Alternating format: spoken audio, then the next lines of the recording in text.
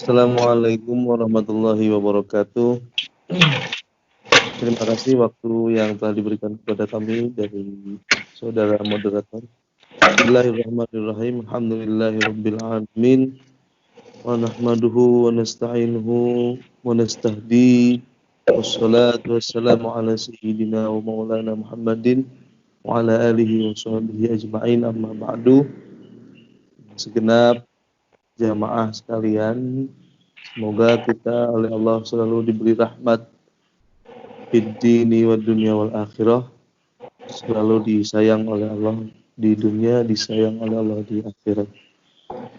Alhamdulillah di malam Jumat yang kedua di bulan Syawal kita bisa berkumpul kembali melalui media sosial dengan adanya kajian secara online, namun insya Allah untuk pahalanya sama dengan pengajian kita secara offline.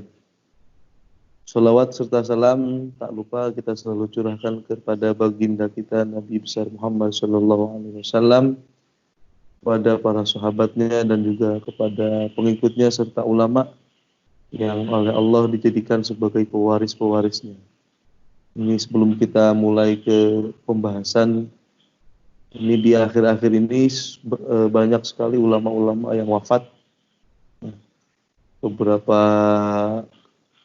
hari ke belakang, satu hari ada 3 atau 4 ulama yang wafat. Ini menunjukkan bahwa kita sebagai orang-orang yang oleh Allah diberikan kesempatan untuk mencari ilmu, kita harus bersyukur dan kita harus mempergunakan kesempatan ini.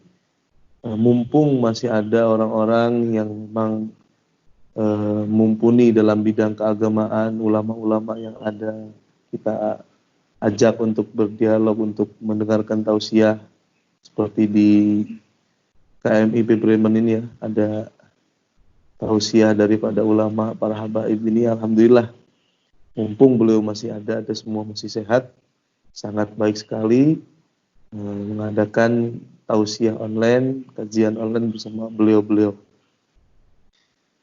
Baik, sebelum kita mulai acara pengajian di malam hari ini, seperti biasa kita akan bacakan Fatihah dan juga sholawat kepada para ulama, kepada para leluhur kita, pada orang tua kita. Semoga beliau semua berada dalam raungan rahmat Allah, dalam siraman rahmat Allah, berikan tempat yang istimewa oleh Allah Subhanahu wa taala. Ala hadhihi niyyah kulli niyatin shalihah wa hadratin nabi wa alihi wa azwajihi wa dzurriyyatihi wa ahli baitihi wa ashabihi wa tabi'in tabi'in lahum bi ihsan ila yaumil thumma ila hadrati jamil ulama wal awliya ila syuhada was shalihin wa walidina wa syayikhina wa jami'il muslimin jamil muslimin wal muslimat min ahli hadha umumul fatihah. A'udzu billahi minasyaitonir rajim. Bismillahirrahmanirrahim. Alhamdulillahirabbil alamin arrahmanir rahim maliki yaumiddin. Iyyaka na'budu wa iyyaka nasta'in ihdinas siratal mustaqim. Shiratal ladzina an'amta 'alaihim ghairil maghdubi 'alaihim waladdallin. Ighfir lana wa liwalidayna amin.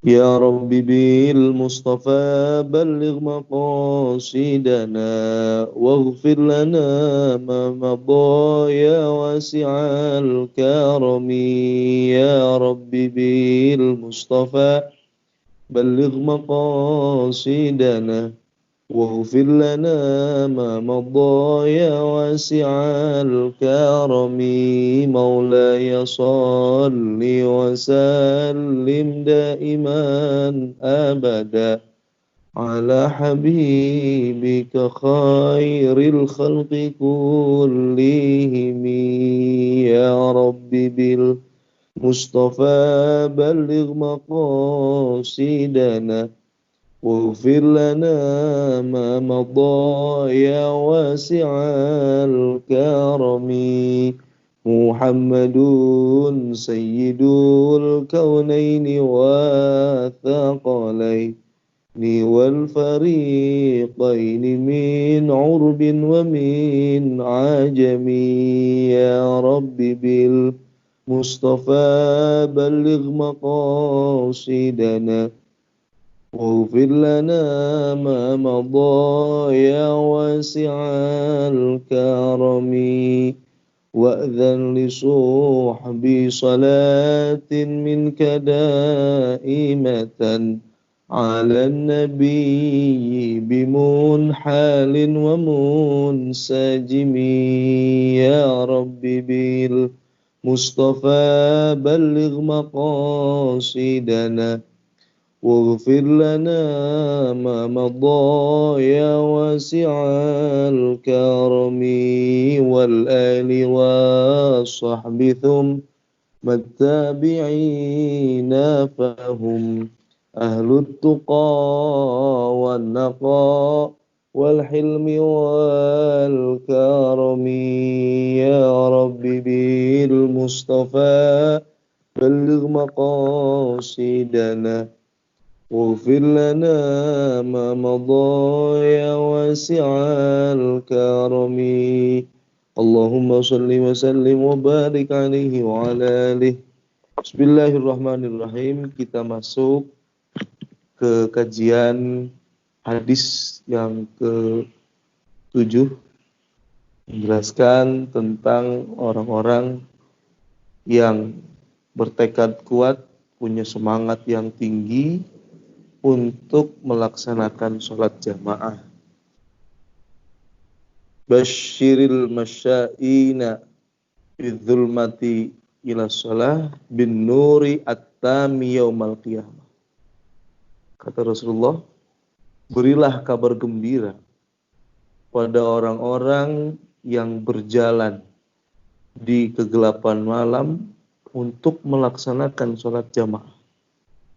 Berilah kabar gembira kepada mereka dengan apa?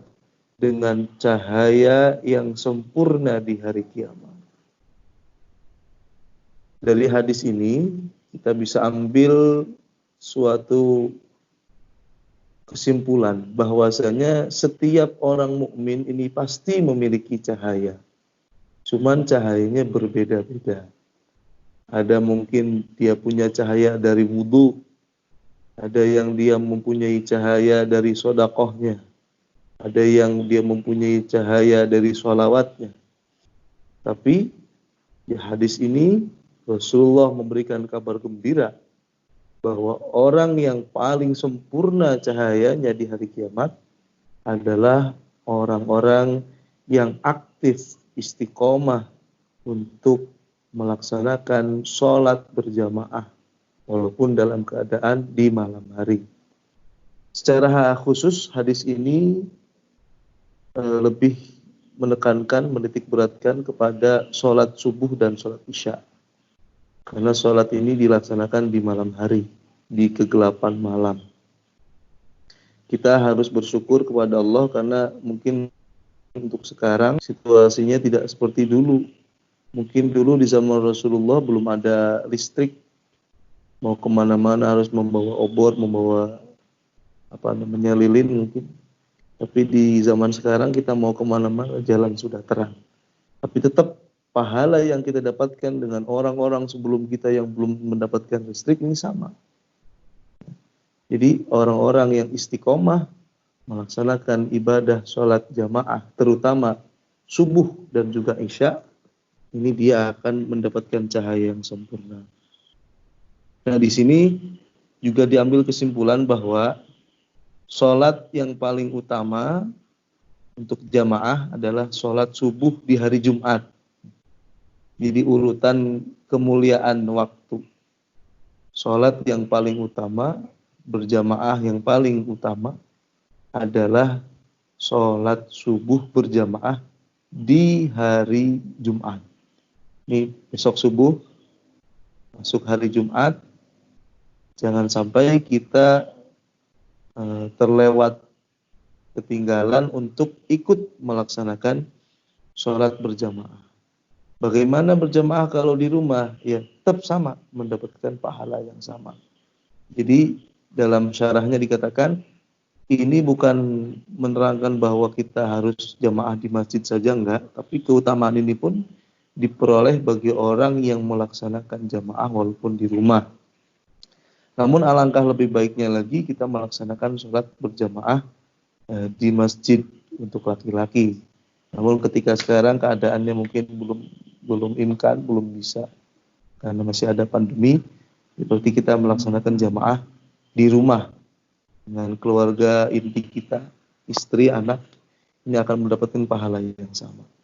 Satu langkah yang kita langkahkan menuju jamaah, maka akan bernilai mengangkat satu derajat dan menghapus satu dosa. Ini memang ketika sholatnya adalah sholat fardu biasa. Tapi untuk sholat subuh jamaah, ini pahalanya lebih, yaitu dia akan mendapatkan ampunan dari Allah. Jadi orang yang melaksanakan sholat subuh berjamaah, wa ma ahsibu man syahidaha minkum illa maghfuran lahu. Orang yang melaksanakan sholat subuh berjamaah, maka setelah melaksanakan sholat subuh berjamaah, dosa-dosanya oleh Allah akan diampuni. Ai as-saghair, itu dosa-dosa yang kecil. Kalau untuk dosa-dosa yang besar, kita harus bertaubat kepada Allah daripada dosa-dosa yang telah kita lakukan. Kalau dosa-dosa yang kecil, ini nanti bisa lebur, karena dalam ayat dikatakan innal hasanat yudhhibunas sayyi'at. Kebaikan-kebaikan yang kita lakukan akan melebur daripada dosa-dosa yang kecil. Kemudian selanjutnya di sini dikatakan sahabat di zaman Rasulullah, sahabat Umar, ini beliau akan membawakan keranda jenazah ke setiap rumah yang dimana rumah itu tidak ada orang yang berangkat ke masjid.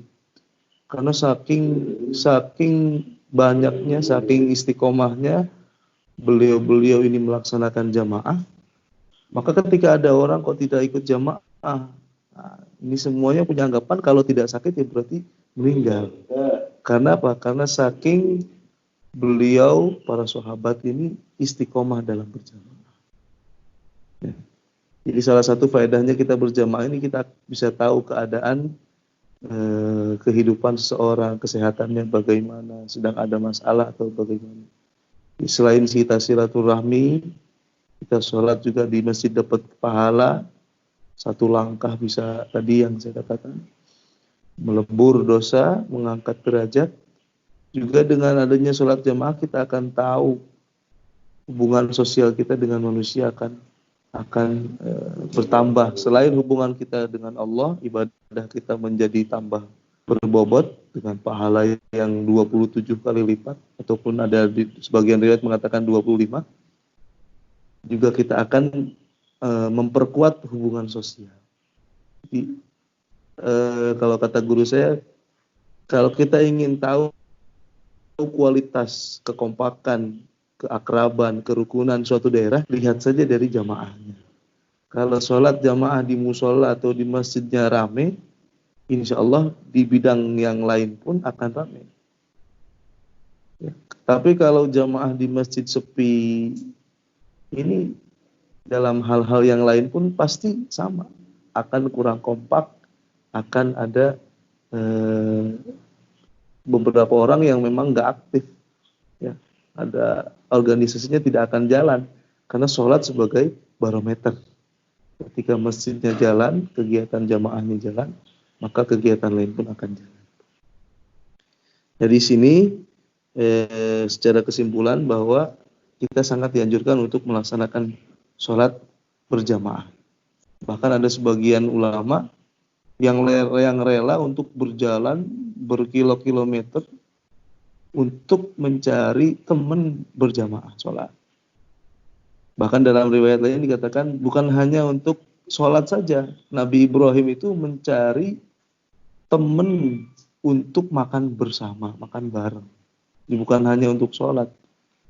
Jadi makan bareng, beliau sampai jalan berpuluh-puluh kilometer mencari orang yang beliau akan ajak untuk makan bersama. Karena dengan adanya kebersamaan, terutama dalam sholat, selain tadi nilai ibadahnya tinggi, kita pun akan menjalin hubungan sosial yang baik dengan orang-orang. Kemudian selanjutnya orang-orang yang sholat jamaah pun ini sholatnya akan diterima oleh Allah. Dalam sebagian hadis dikatakan ketika sholat yang dilaksanakan secara berjamaah ini akan saling melengkapi. Mungkin ada yang khusyuk ketika baca Fatihah, yang lain tidak khusyuk. Ada yang khusyuk, salah satu jamaahnya khusyuk ketika ruku, yang lain tidak. Jadi saling melengkapi. Saling melengkapi, di mana ada kekurangan ditambal oleh jamaah yang lain.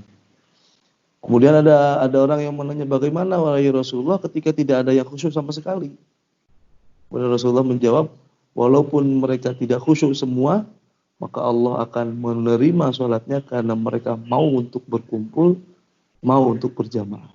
Dan sebab jamaahnya itu walaupun dia tidak ada yang khusyuk, tapi berkat jamaahnya oleh Allah akan diterima sholatnya. Berbeda ketika kita melaksanakan sholat sendirian. Khusyuk sholatnya kita sulit, ini nanti akan sulit untuk diterima oleh Allah sholatnya. Maka sebisa mungkin kita laksanakan sholat secara berjamaah. Satu imam dengan dua, atau satu makmum minimal. Nah, kemudian untuk sholat jamaah juga, ini harus kita perhatikan. Kalau memang makmumnya ada satu, berarti imam dengan makmum, dua orang yang melaksanakan jamaah. Imam posisinya di depan, kemudian makmum di sebelah kanannya imam. Sebelah kanannya imam. Kalau ada dua, berarti yang satu di sebelah kirinya imam. Kemudian ada tiga orang, misalkan sedang berlaksanakan sholat dua orang. Datang yang ketiga ini berdiri di belakang imam pas. Nah, setelah itu yang dua mundur ke belakang, akhirnya menjadi satu baris yang sejajar.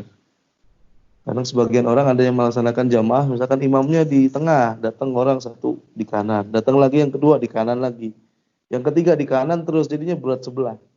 Jadi harus seimbang. Jika ada satu orang masuk jadi makmum, maka ketika makmum sebelumnya ada di kanan, dia mengisi yang ada di kiri. Begitu terus. Di kanan ada 4, di kiri 3, berarti yang datang ini masuk ke kiri. Seimbang.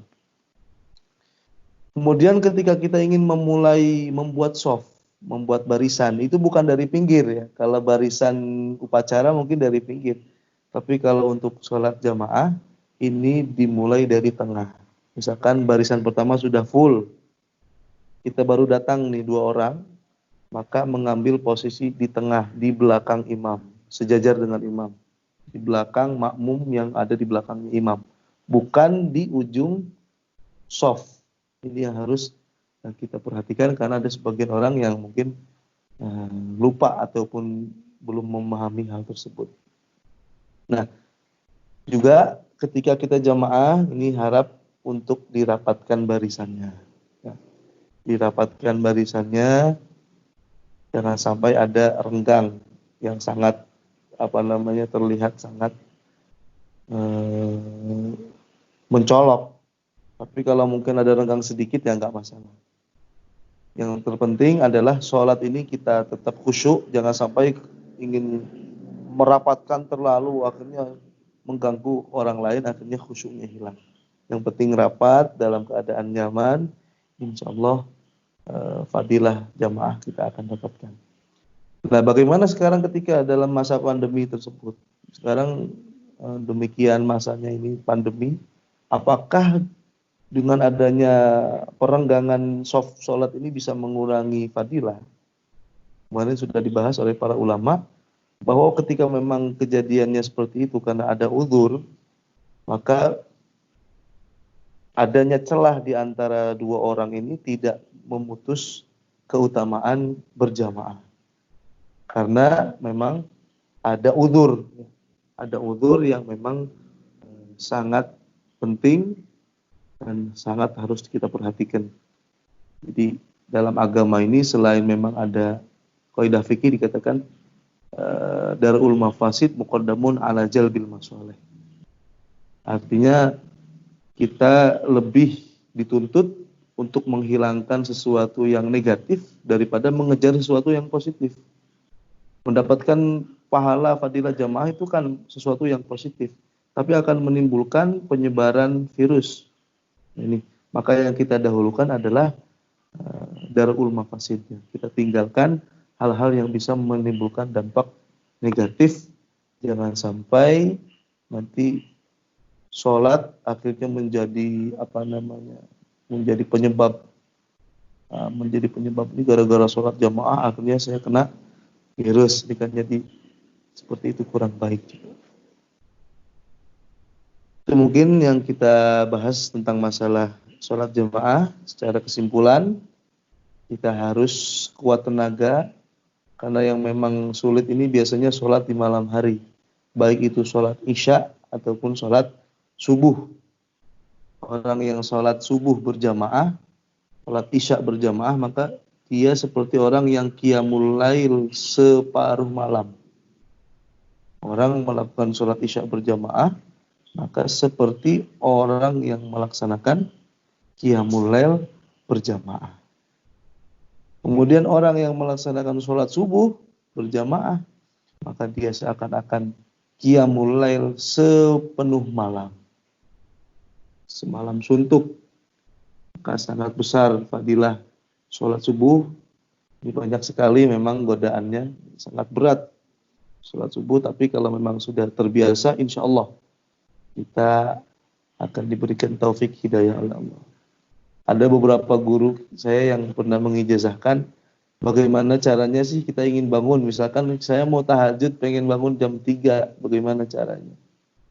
Ada sebagian ulama yang menyuruh baca 10 akhir ayat surat Al-Kahfi. Nah, dari mulai ayat afahasiballadzina, ya, kemudian baca sampai ayat terakhir, kemudian kita berdoa pakai bahasa Indonesia sajalah, atau pakai bahasa apa yang kita pahami. Ya Allah, saya ingin bangun jam 3, tolong dibangunkan. Nah, ini insya Allah nanti kita akan terbangun. Ada cerita dulu teman saya pernah mengamalkan ini, setelah dia bangun jam 3 kemudian tidur lagi. Karena mungkin masih dingin, akhirnya sekonyong-konyong seperti ada orang yang mencubit. Seperti ada orang yang mencubiti, akhirnya dia bangun. Jadi untuk jamaah sekalian yang ingin tahajud tapi terkendala dengan misalkan sulit bangun, bisa kita amalkan amalan tersebut. Membaca 10 ayat terakhir di surat Al-Kahfi, ini bisa membuat kita terbangun di malam hari. Kemudian selanjutnya di sini dikatakan orang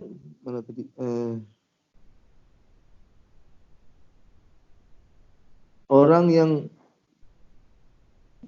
idza shalla ahadukum fi rahlihi summa adraka al-imam wa lam yusalli falyusalli ma'ahu fa innaha lahu nafilah. Kalau dia misalkan ada orang yang sudah sholat di rumahnya, dia udah sholat sendirian, kemudian ada orang ngajak jamaah, ini bagaimana yang harus kita lakukan? Yang terbaik adalah kita ikut jamaah lagi. Maka nanti hal tersebut diperbolehkan, maka disunahkan untuk kita melakukan sholat yang kedua kalinya secara berjamaah.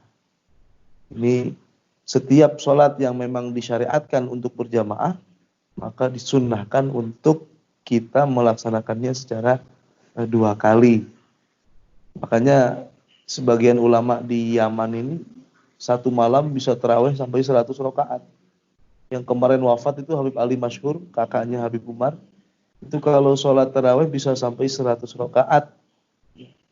Di 20 rakaat jam 8 katakan.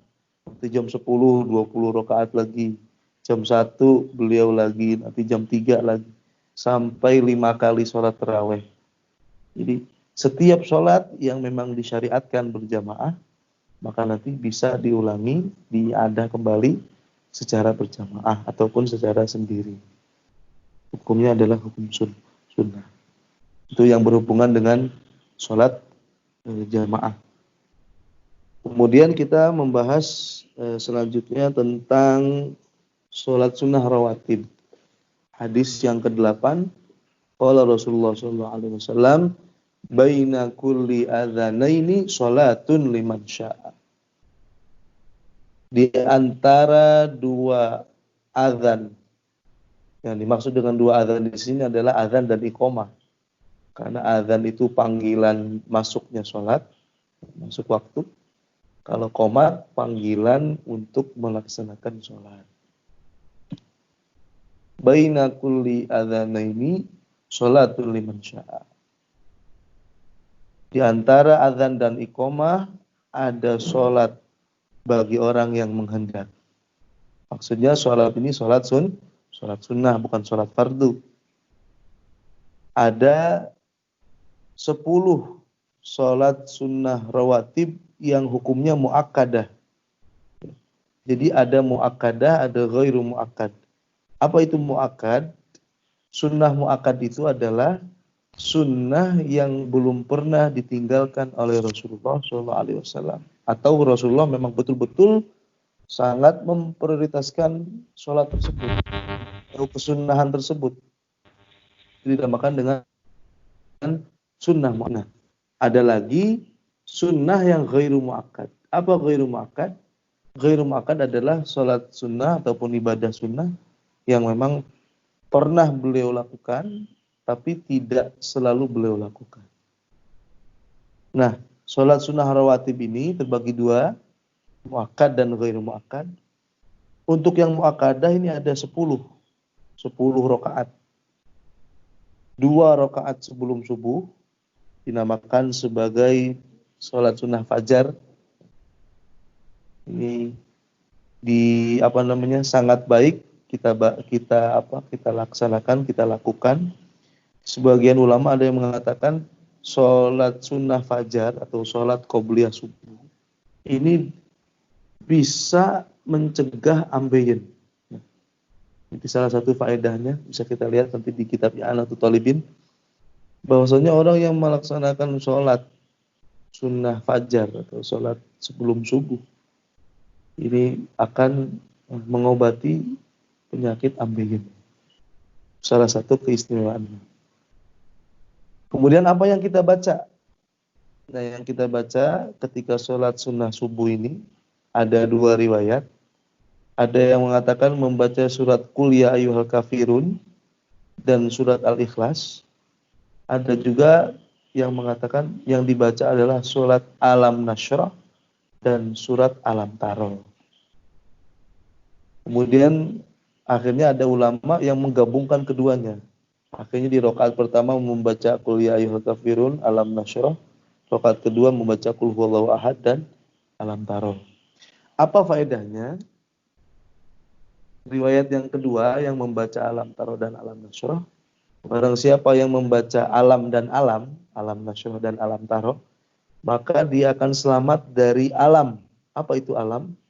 Alamun itu kalau dalam bahasa Arab berarti sesuatu yang merugikan. Sesuatu yang berdampak negatif.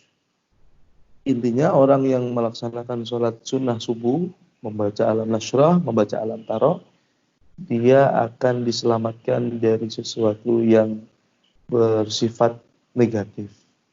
Tidak akan terkena gangguan, tidak akan terkena musibah. Ini salah satu fadilah sholat sunnah subuh. Berapa rakaat? Hanya ada 2 rakaat saja. Setelah azan, Allahu Akbar azan. Kemudian setelah azan kita sholat sunnah subuh, sholat sunnah subuhi atau sholat sunnah al-fajri.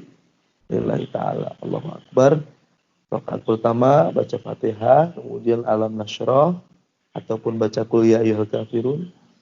Rakaat kedua membaca Al-Fatihah, setelahnya Alam Taro atau surat Al-Ikhlas. Ini kita harus betul-betul menjaga hal tersebut, mudawamah kita laksanakan. Kemudian yang disunahkan lagi, sunnah muakkadah lagi adalah rakaatani qabla zuhri. 2 rakaat yang kita laksanakan sebelum sholat zuhur. Kalau ingin ditambah 2 rakaat boleh. Jadi di sebelum sholat zuhur itu ada 2 rakaat. Ini hukumnya sunnah muakkad. Rasulullah selalu melaksanakan. Boleh kita tambah menjadi 2, jadi 4. Yang 2 ini ghairu muakkad. Jadi kadang Rasulullah sholat 2, kadang 4, tapi yang sering 2. Ini kita laksanakan nggak apa, jadi 4 rakaat. Sholatnya bagaimana? Ya mau 2-2 boleh, mau sekaligus 4 juga nggak apa-apa. Yang takbir, rakaat pertama, rakaat kedua, rakaat ketiga, keempat tanpa adanya tasyahud awal. Jadi langsung 4 rakaat itu nggak masalah. Pun juga ketika hari Jumat juga sama. Qobliyah Jumat ini bisa 2, bisa 4 terserah. Tapi kalau keadaannya menuntut untuk cepat ya kita laksanakan 2 saja. Kemudian yang dibaca apa? Untuk yang dibaca sholat sunnah ini sama semuanya. Jadi sholat sunnah ini kalau memang tidak ada bacaannya khusus, ini yang kita harus, yang dianjurkan, yang kita dianjurkan untuk membaca adalah surat Al-Ikhlas dan surat Al-Kafirun. Rakaat pertama Al-Kafirun, rakaat kedua Al-Ikhlas. Qobliyah subuh, qobliyah zuhur, ba'diyah zuhur, qobliyah asar, ba'diyah maghrib, ba'diyah isya. Jadi ada 10. 10 tadi yang kita hitung tadi ya. 2 sebelum subuh, 2 sebelum zuhur, 2 setelah zuhur, 2 setelah maghrib, 2 setelah isya. Ini 10 sholat yang betul-betul dijaga oleh Rasulullah, dilaksanakan setiap harinya. Apa sih fungsi kita melaksanakan sholat sunnah? Para ulama mengatakan sholat sunnah ini adalah sebagai jabr, sebagai penambal. Kita sholat subuh kurang khusyuk, maka akan ditambal dari sholat sunnah. Sholat duhurnya kita nggak khusyuk, maka sholat duhur itu pun akan disempurnakan dengan adanya sholat sunnah tadi. Yang asalnya misalkan sempurnanya 70%, tapi karena kita melaksanakan sholat sunnah akhirnya menjadi 100% karena ditambal oleh sholat sunnah tadi. Ini sangat penting untuk kita galakan, kita istiqomahkan sholat sunnah. Orang yang melaksanakan sholat sunnah, kan dalam keterangan dikatakan orang yang meremehkan sunnah, maka biasanya dia akan berani untuk meremehkan sesuatu yang wajib. Ya. Sholat duha sunnah hukumnya. Sholat sunnah diremehkan, ini bisa jadi sholat fardu dia ikut remehkan. Tapi kalau ada orang yang istiqomah dengan sholat sunnahnya, maka sholat fardu ya apalagi. Jadi sebisa mungkin ketika memang tidak ada tabrakan, ada waktu luang, kita laksanakan sholat sunnah. Ya. Kalau memang kita terbiasa melakukan sholat sunnah, kemudian kita ada halangan, bisa diqodho. Misalkan kita istiqomah sholat duha. Kemudian suatu ketika kita ada acara yang sampai kita meninggalkan sholat duha. Nah, nanti kita bisa mengqodho sholat tersebut. Ya, wah, saya tadi seharusnya sholat duha nih biasanya nih. Boleh kita qodho nanti. Setelah zuhur kita qodho sholat duha. Ini diperbolehkan bagi orang yang memang terbiasa melaksanakan sholat sunnah. Tapi kalau yang nggak terbiasa ya nggak bisa. Misalkan tiap hari dia jarang sholat duha, pengen sholat duha ketiduran lagi. Saya mau qodho nggak bisa. Karena dia tidak terbiasa. Jadi yang diperbolehkan untuk mengqodho ini karena memang dia terbiasa melaksanakan sholat sunnah tersebut. Ini sangat penting kita galakan ini untuk menyempurnakan sholat kita. Juga selain kita sholat sunnah, kita juga wiridan, zikiran. Imam Abdullah bin Alawil Haddad dalam kitab Risalatul Mu'awana mengatakan, man taraka wirdan fahuwa kirdun. Kalau ada orang meninggalkan wiridan, maka sama saja dengan monyet. Ya. Orang yang meninggalkan wiridan sama dengan monyet. Wiridannya apa? Ya wiridannya gampang aja, jangan yang sulit-sulit. Selesai sholat baca istighfar, astagfirullahaladzim 3 kali. Kalau yang panjang kita hafalkan yang panjang. Astagfirullahaladzim alladzi la ilaha illa huwal hayyul qayyum wa atubu ilaih, bisa. Atau ada yang lebih panjang lagi, boleh. Astagfirullahaladzim li wa li walidayya wa li masyayikh wa li ashabil wajibati alayya wa li jamil muslimin wal muslimat wal mu'minin wal mu'minat al ahya'i minhum wal amwat. Nah, itu. Setelah itu nanti ada wiridan berapa yang mungkin nanti saya kirim ya di grup. Ada yang tambahan la ilaha illallah wahdahu la syarikalah 3 kali. Yang terpenting adalah kita baca subhanallah. Assalamualaikum warahmatullahi wabarakatuh. Assalamualaikum warahmatullahi wabarakatuh. Kemudian kita baca istighfar 3 kali. Kemudian baca subhanallah. Subhanallah, subhanallah, subhanallah 33 kali. Alhamdulillah 33, Allahu Akbar 33. Bagaimana kalau waktunya nggak menuntut nih, waktunya mepet sekali, ya kita wiridan sambil jalan juga nggak masalah. Sambil jalan, kita sambil baca wiridan. Ini insya Allah sama. Ya. Karena zikir itu kan fadlullah qiyamau wa qu'udaw wa ala junub. Zikir itu bisa sambil berdiri, sambil duduk, sambil ngapain, terserah. Di zikir itu adalah ibadah yang tidak mempunyai waktu khusus. Silakan. Di semua waktu kapanpun kita berzikir. Berzikir itu esensinya adalah ingat kepada Allah. Maka dimanapun silakan. Ya. Walaupun mungkin sambil nyetir ya, sambil kerja, kita masih bisa berzikir. Begitu juga bersolawat. Ini hadis yang ke-8.